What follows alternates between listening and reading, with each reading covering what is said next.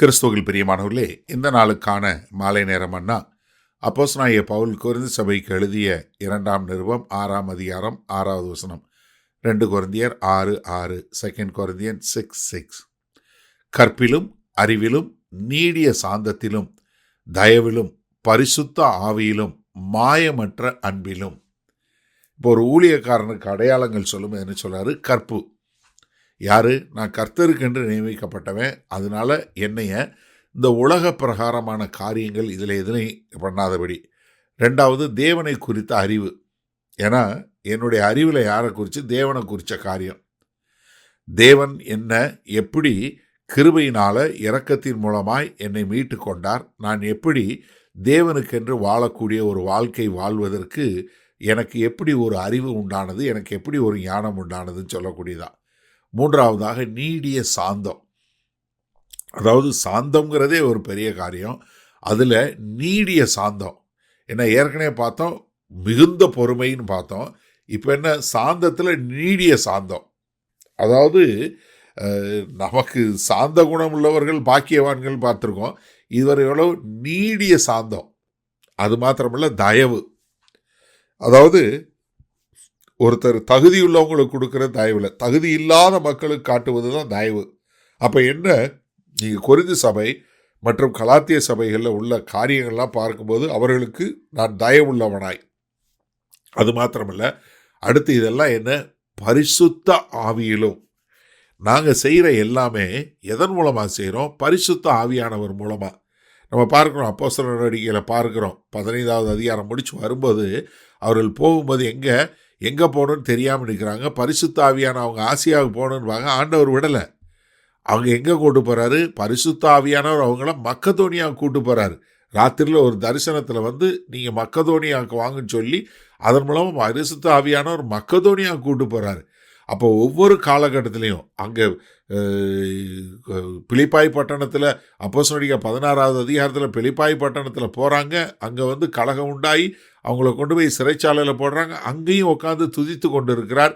அங்கே அந்த சிறைச்சாலை அதிகாரி ரட்சிக்கப்படுகிறார். எது? பரிசுத்த ஆவியானவர் வழி நடத்துகிறார். ஒவ்வொரு காலகட்டத்திலையும் ஒவ்வொரு இதுலேயும் முழுக்க முழுக்க பரிசுத்த ஆவியானவருடைய வழி நடத்தல். அடுத்து என்ன? மாயமற்ற அன்பு. எப்படி? அதாவது அன்பு இயேசு கிறிஸ்து என்னை நேசிக்கிறார், அதனால் நான் அவங்கள நேசிக்கணும்னு கடனுக்கு நேசிக்கலை.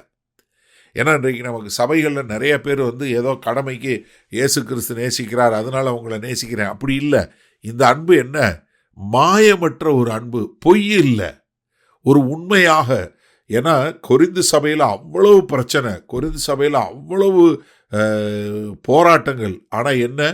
ஒரு மாயமற்ற அன்பு. நீங்கள் உண்மையிலேயே கர்த்தருக்கென்று வாழ வேண்டும் என்று சொல்லி அவர்கள் மேல் ஒரு இரக்கம் உள்ளதாக ஒரு மாயமற்ற அன்பை காட்டக்கூடியவராக இங்கே அப்போஸ்தலனாகிய பவுல் ஒரு நல்ல ஊழியக்காரனாய் விளங்குகிறார்.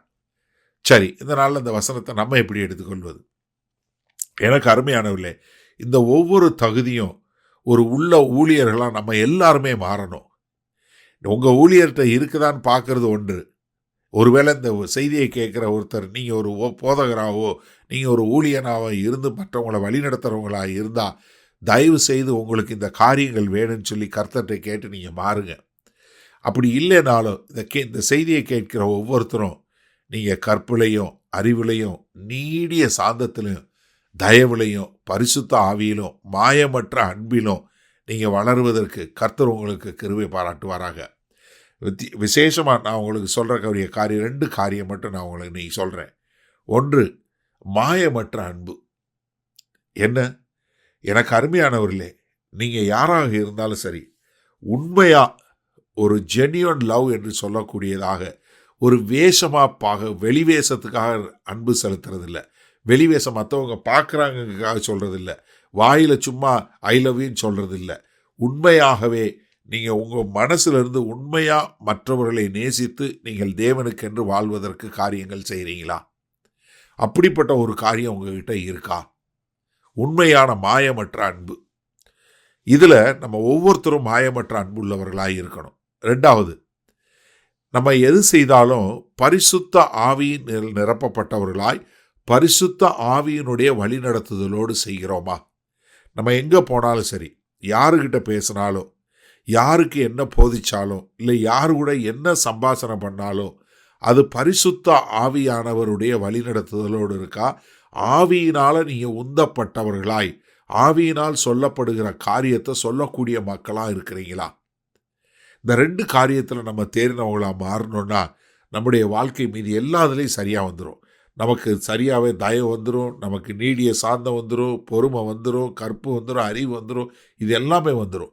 அப்போ ஒரு மாயமற்ற அன்பும் பரிசுத்த ஆவியினுடைய வழிநடத்துதலோடு வாழ நம்மை ஒப்பு கொடுப்போமா? வல்லபிதாவே, இந்த அருமையான நல்ல நாளுக்காய் நன்றி.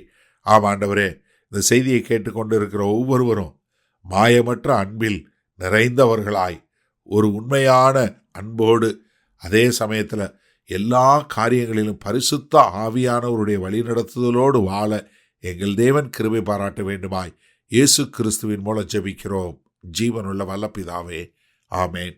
கர்த்தர் உங்களை ஆசீர்வதிப்பாராக. நாம் நாளை காலை தினசரி தியானத்தில் சந்திப்போம். Good night.